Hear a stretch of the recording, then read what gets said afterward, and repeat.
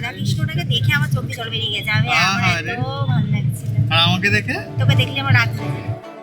এমন এক শহর যার গর্ব হিসাবে আসতে চলেছে বিশ্বের বৃহত্তম মন্দির। এমনই এক জায়গা যেখানে নিরবিচ্ছিন্নভাবে শ্রীহরির নাম সংকীর্তন চলতেই থাকে। ইসকন আজ সারা পৃথিবীতে ছড়িয়ে পড়লেও এর হেডকোয়ার্টার আজও আমাদের বাংলায়। তাহলে চলুন লাখ লাখ দর্শনার্থীর মাঝে একদিনের জন্য আমরা ঘুরে আসি মায়াপুর থেকে।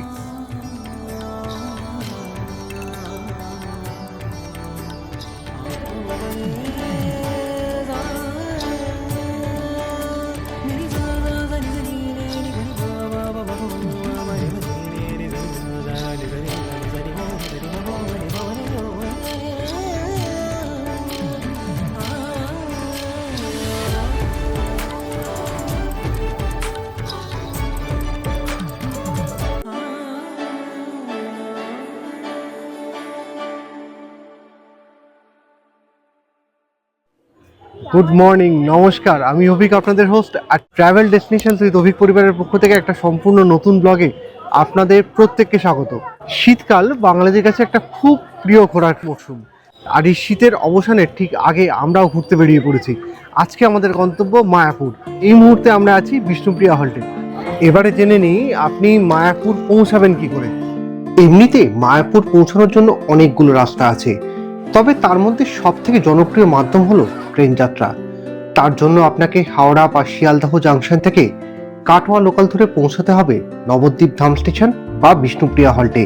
তবে একটা কথা মাথায় রাখবেন, হাওড়া থেকে ট্রেনের সংখ্যা অসংখ্য হলেও শিয়ালদহ থেকে দিনে একটি ট্রেন ছাড়ে।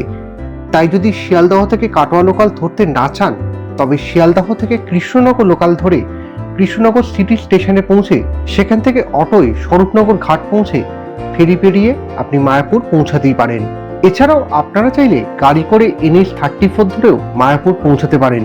সময় কিন্তু ট্রেন এবং গাড়িতে মোটামুটি একই রকম লাগে। আগের বার মায়াপুর আমি গাড়িতে গেছিলাম, তাই যদি আপনারা গাড়ির রুট দেখতে চান তাহলে ওই ভিডিওটা দেখে নিতে পারেন। এছাড়াও আপনারা চাইলে প্ল্যানেট থেকে বাসে করেও মায়াপুর পৌঁছাতে পারেন। এবারে আপনাদেরকে বলি আমি কি করে বিষ্ণুপ্রিয়া পৌঁছালাম। ঘড়ি বলছে সময় এখন সকাল 7:13। আমি আছি এই মুহূর্তে বালি স্টেশনে আর ওয়েট করছি 7:15 হাওড়া থেকে ছেড়ে আসা ব্যান্ডেল লোকাল ধরার জন্য। আগের দিন সরস্বতী পুজোর বিসর্জন করে অনেক রাতে বাড়ি ফিরেছি, ফলস্বরূপ সকালে উঠতেও পারিনি, যে কারণে সকাল 5:30টার লোকাল আমরা মিস করি। আর বেলা বাড়লে কাটোয়া লোকালে ভিড়ও বাড়ে, সুতরাং ব্রেক জার্নি করে যাওয়ারই সিদ্ধান্ত নিলাম। 7:13 ব্যান্ডেল লোকাল প্রায় ফাঁকাই যাচ্ছিল। আজকের যাত্রায় আমার সঙ্গী অর্পিতা আর এই সামনের কপোতকপতি।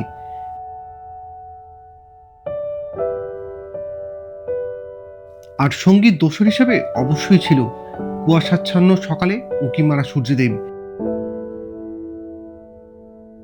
বালি থেকে ব্যান্ডেল পৌঁছাতে আমাদের সময় লাগলো মোটামুটি 40 মিনিট মতো।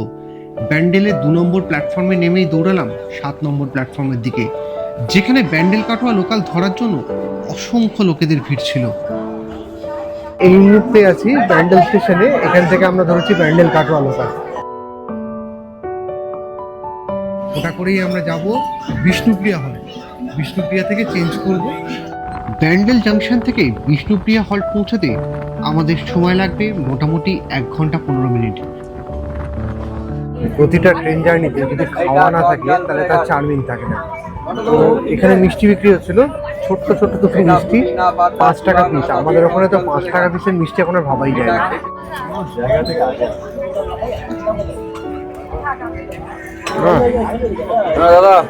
ভালোই খেতে। ফাইনালি আমার প্রিয় জানলার ধারটা পেলাম। ট্রেনের আওয়াজ আর মিষ্টি বাতাস উপভোগ করতে করতে এগিয়ে গেলাম আমাদের গন্তব্যের দিকে। ব্যান্ডেল কাটোয়া লোকালের পরিষেবা কিন্তু খুবই ভালো, একরকম হরেক রকমের খাবার পাওয়া যায়। আর ট্রেন কিন্তু মোটামুটি 3-4 মিনিট লেট আছে। তো যেটা বলার সেটা হচ্ছে গাড়ি আর 2-3 মিনিটের মধ্যেই ঢুকবে হচ্ছে নবদ্বীপ ধাম স্টেশনে। আর আমরা মায়াপুর কিন্তু নবদ্বীপ ধাম স্টেশন দিয়ে যাবো না, তার কারণ হচ্ছে এত ভিড় হয় নবদ্বীপ দিয়ে গেলে। একটু ফাঁকায় ফাঁকায় যাবো বলে আমরা বিষ্ণুপ্রিয়া দিয়ে যাওয়াটা চুজ করলাম। আপনাদের কি মতামত, আপনারা কোন রুটে যান? কিন্তু সেদিনকে বিষ্ণুপ্রিয়া হলটেও কম লোক নামেনি। পৌঁছে তো গেলাম বিষ্ণুপ্রিয়ায়। এবারে দরকার হচ্ছে সকালের ব্রেকফাস্টে। খিদে পেয়ে গেছে, কারণ অনেক সকালে আমরা বেরিয়েছি। তো ব্রেকফাস্টটা করে নিই, এরপর আপনাদেরকে বলবো যে বিষ্ণুপ্রিয়া থেকে আপনারা কিভাবে যাবেন। সকালবেলার ব্রেকফাস্ট আমার খুব পছন্দের জিনিস পেটাই পরোটা। আর এখানে হচ্ছে পেটাই পরোটা 15 টাকা শ, মানে 20 টাকা করে প্লেট নেবে, 125 গ্রাম করে দেবে বলছে। ওটাই খেয়ে নিই, চলুন। আমরা 2 প্লেট পেটাই পরোটা আর 1 প্লেট কচুরি নিয়েছিলাম। সত্যি কথা বলতে গেলে ওই দোকানের খাবার একদমই ভালো লাগেনি। টোটোয় তো উঠে পড়েছি। বিষ্ণুপ্রিয়া স্টেশন থেকে মায়াপুর যাওয়ার যে ঘাট, সেই ঘাটের নাম হচ্ছে বড়াল ঘাট। আর বিষ্ণুপ্রিয়া থেকে লঞ্চঘাট অবধি টোটোয় ভাড়া পড়লো আমাদের 15 টাকা করে মাথা পিছু।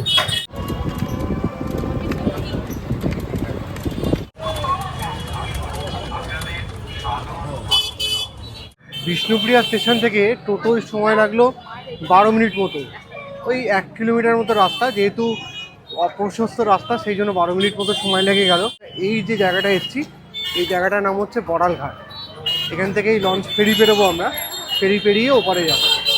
দেখি আগে গিয়ে বড়াল ঘাটে ক টাকা ভাড়া পড়ে। এখানেও কিন্তু আপনারা যদি মনে করেন রাত্রিবাস করবেন, তারা কিন্তু করতে পারেন। নদিয়া লজ, তারপর সারদা হোটেল এবং সুইট, আর এই দিকটাতেও আছে।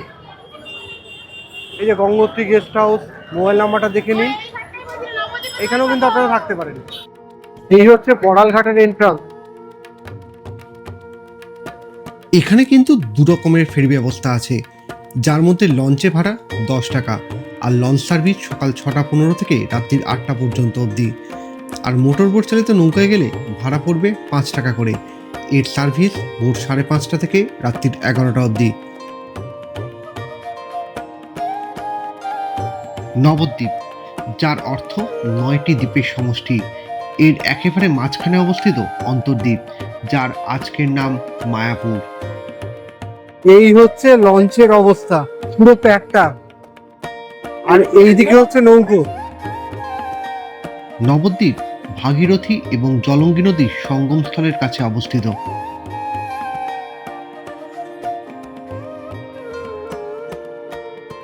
এই যে সামনে জলটা, এই জলের কালারটা কিন্তু অনেক ডার্ক। এইটা হচ্ছে জলঙ্গি নদীর জল। হচ্ছে কালার গ্রেডিয়েন্টের ডিফারেন্সটা। এই ঘোলাটে জল ওর অনেক ডার্ক জল, এই দুটো জলের মিলন হলো।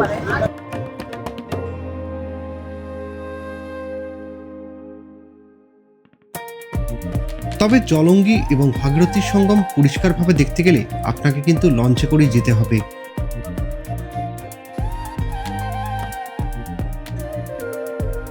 প্রায় 7-8 মিনিটের লঞ্চে করে আসার পর আমরা এবার এসে পৌঁছালাম হুলোর ঘাটে। এইটা যারা কৃষ্ণনগর দিয়ে আছেন তারা এই ঘাট থেকে এইভাবে এসে এইখানে পেরোবেন। এটা হচ্ছে কৃষ্ণনগর রুটের ব্যবস্থা। লঞ্চ থেকে নেমে বাঁশের সাঁকো পেরিয়ে আপনি লঞ্চ ঘাটের এক্সিট গেটে পৌঁছাবেন।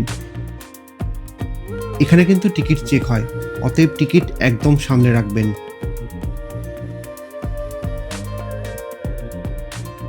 সামনে কিন্তু খাবারের হোটেল আছে আর অনেকগুলো দোকান আছে, যেগুলো আপনারা জিনিসপত্র কিনতে গেলে কিনতে পারবেন।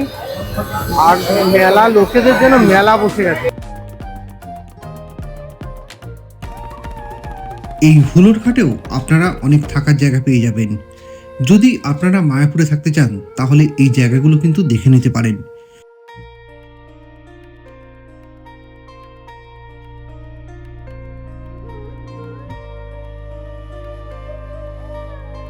এই হুলোর ঘাট থেকে ইস্কন অবধি টোটোর ভাড়া বেসিক্যালি হচ্ছে 10 টাকা করে, কিন্তু আজকে যেহেতু লোক প্রচুর দেখেছে এরা এখন চাইছে সেটাকে 20 টাকা করে।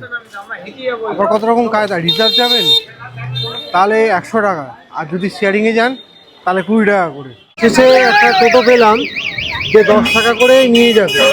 অনেকটা আগে আমরা 4 জন আর পেছনে 3 জন, 7 জন, ড্রাইভারকে ধরে 8 জন। জানি না টোটোয় আদৌ পৌঁছাতে পারবো নাকি, টোটো ভেঙে পড়ে যাবে নাকি সেটা বুঝতে পারছি না।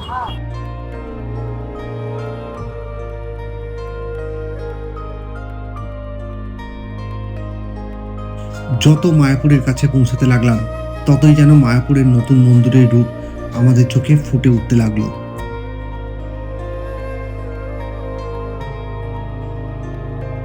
প্রায় 6-7 মিনিট টোটোয় পথ চলে আমরা পৌঁছলাম ইস্কনের মন্দিরের সামনে।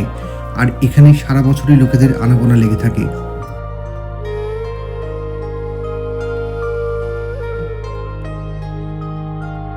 এই আমি এখন প্রবেশ করলাম ইসকনের মন্দিরের ভেতরে।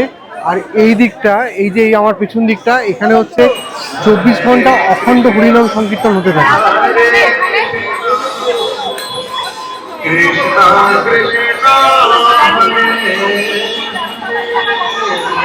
এন্ট্রান্সে গেট দিয়ে ঢুকলেন, ঢুকে কিন্তু এখানে বিভিন্ন ভোগের কাউন্টার আছে। যেমন এখানে হচ্ছে সুলভ প্রসাদ কুপন কাউন্টার, এখানে হচ্ছে গীতা ভবনের প্রসাদ কাউন্টার, এখানে হচ্ছে নামহট্ট ভবনের প্রসাদ কাউন্টার। এছাড়া যে অন্যান্য ভবনগুলো আছে তাদের প্রসাদ কাউন্টার কিন্তু তাদের ভবনের তলাতেই। আপনারা আপনাদের সুবিধা মতো যে কোনো জায়গা থেকে প্রসাদের কুপন কেটে নেবেন। প্রথমেই চলে গেলাম মায়াপুরের নতুন মন্দির দেখতে, মানে টেম্পল ফর দ্য বৈদিক প্ল্যানেটোরিয়াম দেখতে।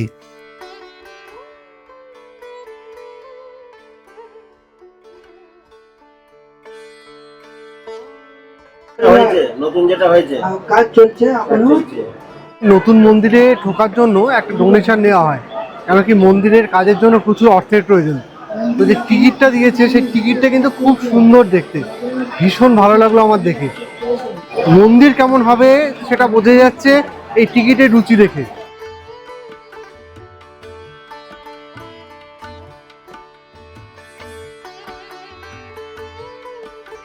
এতে কিন্তু আপনি আগামী 1 বছরের মধ্যে যে কোনো সময় এসে ঢুকতে পারবেন, কিন্তু ওয়ান্স, শুধুমাত্র একবারই। এখানে নতুন মন্দিরে দিনে 3বার ভিজিট করা যায়, সকাল 11:30, দুপুর 12টা এবং বিকেল 4:30। আধ ঘন্টা আগে কুপন কেটে নেবেন।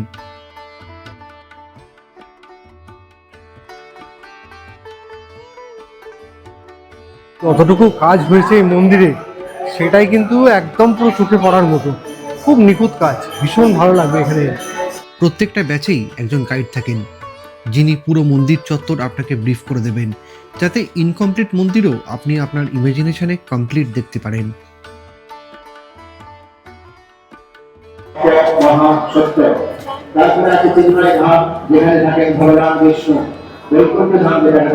মন্দিরের ভেতরটা কিন্তু বিশাল, আর এখন তো বেশ বাইরে হালকা গরম লাগছে, কিন্তু ভেতরে কিন্তু তার কোনো ছাপ নেই, ভীষণ ঠান্ডা। এই সামনেটা, এখানে হচ্ছে আসন ভগবানের, এখানে কিন্তু ভগবানকে স্থাপন করা হয়। এই হচ্ছে করিডোরের কাজ, ফাটাফাটি।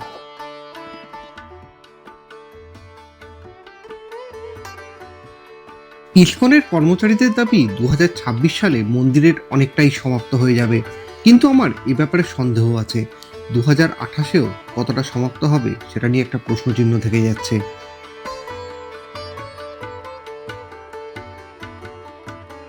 পৃথিবীর সবচেয়ে বড় চন্দ্রোদয় মন্দির, যার উচ্চতা 350 ফুট। মন্দির তৈরির খরচ আনুমানিক 1000 কোটি টাকা। তুমি কেমন দেখলে, কেমন লাগলো বলো? দেখতে পেলাম না, কিছু দেখতে পাওনি? কিছু বুঝতেও পারোনি? আমার কিন্তু আর্কিটেকচারের কাজ কিন্তু খুব ভালো লেগেছে যতটুকু হয়েছে। তোমার কেমন লেগেছে? না, বুঝতে পারছি না। তুমি এখনো বুঝতে পারছো না? দেখতেই পাইনি আমি। কিছু দেখতে পাওনি? না, তার মধ্যে কালো চশমা, তার মধ্যে হচ্ছে ওখানে সব অন্ধকার। একটু লাইট দিলে ভালো হতো, আর একটু দেখতে পারতাম ভালো করে। মুখে বললে আচ্ছা, তো আর বোঝা যায় তাহলে এটা যে 50 টাকা দিলে সেটা কি তোমার না। না ঠিকঠাক? না না না। নতুন মন্দিরের অপোজিটেই আছে ইসকনের পুরনো মন্দির, যেখানে গোপিনী সহযোগে রাধাকৃষ্ণের মূর্তি আছে, যার দর্শন করার জন্যই তো এত দূর থেকে আসা।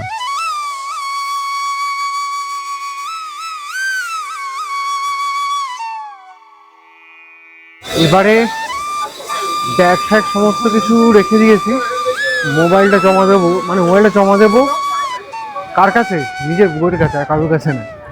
তো ও বেরোচ্ছে মন্দির দর্শন করে, তারপর আমি ঢুকবো রাধাকৃষ্ণকে দর্শন করতে।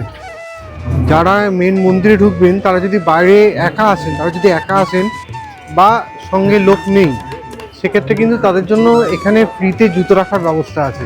এখানে জুতো, ব্যাগ এগুলো জমা রেখেও কিন্তু আপনারা এই দিকে হচ্ছে মন্দির, এইদিকে যেতে পারেন, কোনো অসুবিধা হবে না।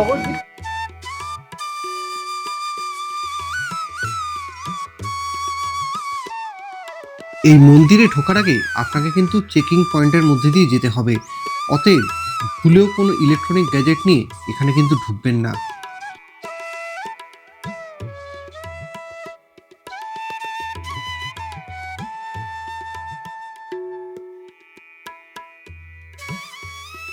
যদি আপনারা মায়াপুরে থেকে আরতি দেখতে চান, তার জন্য আমি আরতির সময়গুলো ভিডিওতে দিয়ে দিলাম, আপনারা ভিডিও পজ করে দেখে নেবেন।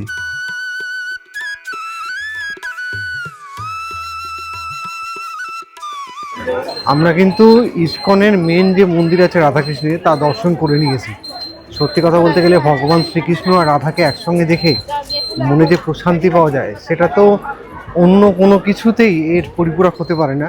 এই কারণে ইসকনের বিভিন্ন জায়গায় বিভিন্ন রকম অ্যাক্টিভিটিস পছন্দ না হলেও শুধুমাত্র এই প্রভু রাধাকৃষ্ণের টানেই কিন্তু এখানে আসা বারবার।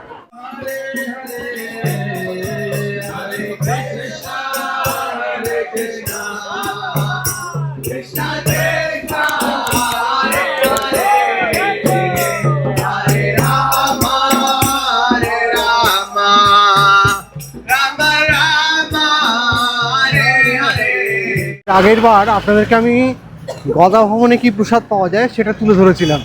তো এবারে ভেবেছিলাম আমরা একটু অন্য জায়গায় খাবো, সে কারণে গীতা ভবনের ভোগের প্রসাদ কেটেছি। তো এক্ষেত্রে খরচা পড়েছে আমাদের 80 টাকা করে। ইসকনের মূল মন্দির থেকে বেশ খানিকটা হেঁটে আসতে হয় এই গীতা ভবন পৌঁছাতে গেলে। ইসকনে প্রতিদিন লক্ষ লক্ষ ভক্তের সমাগম হয়, তাই মন্দির প্রাঙ্গণে অনেকগুলো ভবনের নির্মাণ করা হয়েছে থাকা এবং খাওয়ার জন্য, যেমন গদা ভবন, শঙ্খ ভবন, চক্র ভবন, পদ্ম ভবন ইত্যাদি। আর এবারে আমরা যাচ্ছি গীতা ভবনের দিকে। আচ্ছা, এখানে একটা কথা বলি, এই পেছন দিকে এইটা হচ্ছে নন্দীগ্রাম ইসকন মায়াপুর এই বাস চলে। এই বাসে ভাড়া হচ্ছে মাথা পিছু 160 টাকা বালি অবধি। 2:30টার সময় এখান থেকে ছাড়বে, বললো 6টা নাগাদ আমরা পৌঁছাবো বালি। তো এইটা হচ্ছে এখানকার ব্যাপার। খরচা এই রুটে কিন্তু অনেকটাই বেশি, মানে এই বাসে অনেকটাই খরচা বেশি। এখানে ট্রেনে 25 টাকা, 25, 10, 25, 15, 40, 40, 10, 50, 10, 60 টাকায় পৌঁছানো যায়। সেখানে ওখানে কিন্তু 160 টাকা।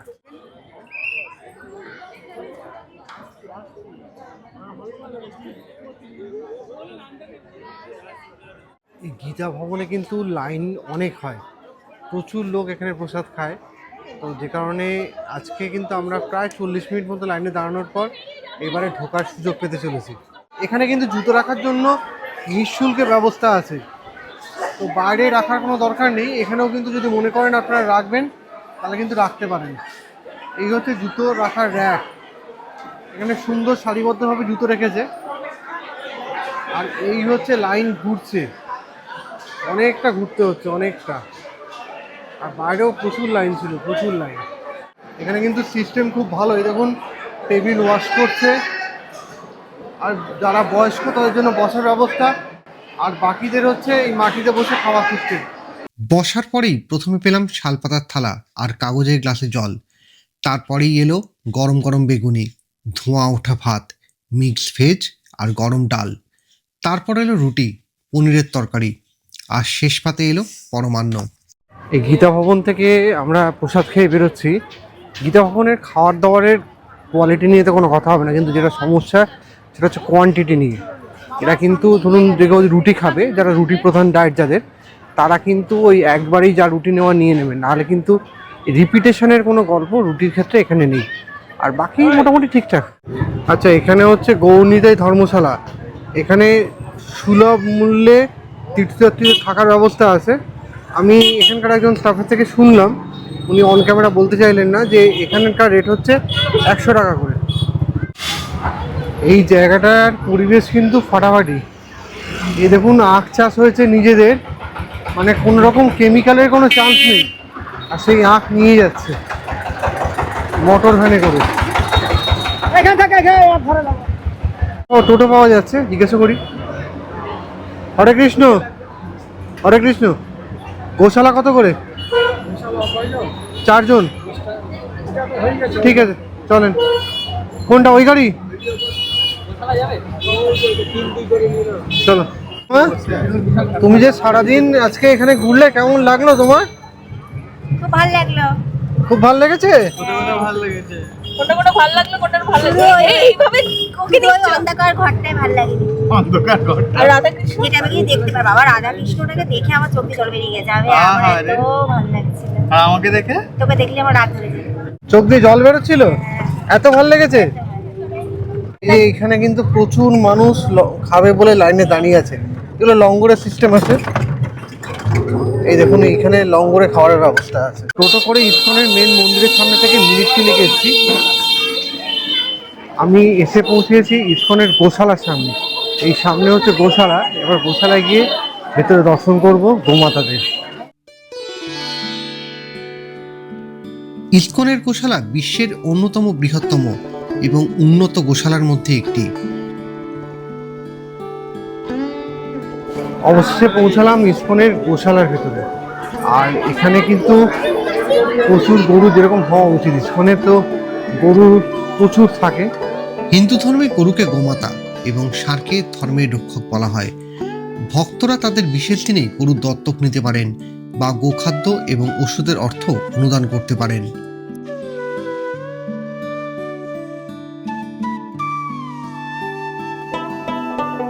এরা এমনই এক জীব যারা আমাদের জাত ধর্ম না দেখেই ভালোবাসে। এদের ভালোবাসা একদম নিঃস্বার্থ। এদের ভালোবাসা দেখে আপনি প্রফুল্ল হয়ে যাবেন।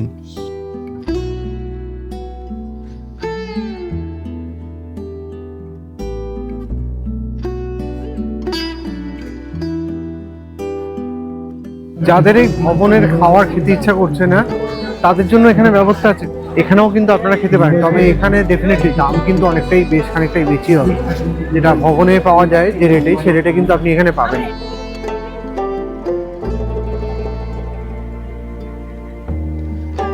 একদিনের ইসকন ভ্রমণ প্রায় শেষের পথে। এবারে বাকি আছে প্রভু শিলপ্রতিপাদের মন্দির দর্শন করা। চলুন এবারে প্রভু শিলপ্রতিপাদের মন্দির দর্শন করিনি, কিন্তু এখানে ভেতরে ভিডিওগ্রাফি বা ফটোগ্রাফি কিছু অ্যালাউ নেই, সে কারণে আপনাদেরকে নিয়ে যেতে পারছি না।